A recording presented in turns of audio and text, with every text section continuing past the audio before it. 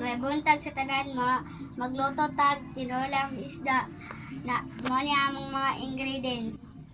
Atsal, kamatis, sibuyas, tanlad, loya, o sibuyas dahunan. Huwag naputay alugbate. Nya, sige. Asin, o bitsen. Karon, magsugod at tagluto kaya nagbungkal na itong ininit. Karon, magsugod na taog, ilunod ang mga lamas.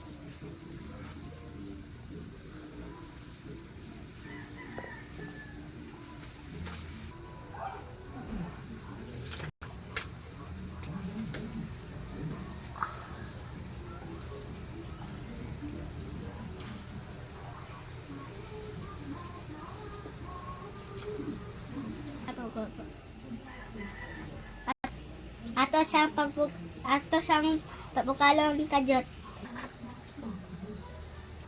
Na nalunod naman ato isda, ito lang tiplahan og asin og bitsin.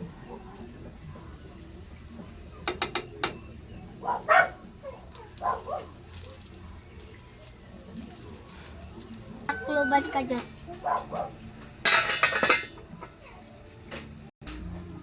Karon ato na siyang tilawan.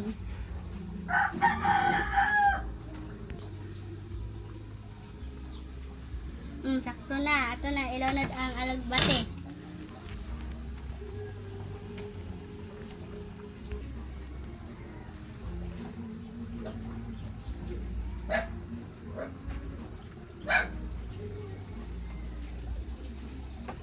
Luto na itong tinulang isda. Mga anata guys.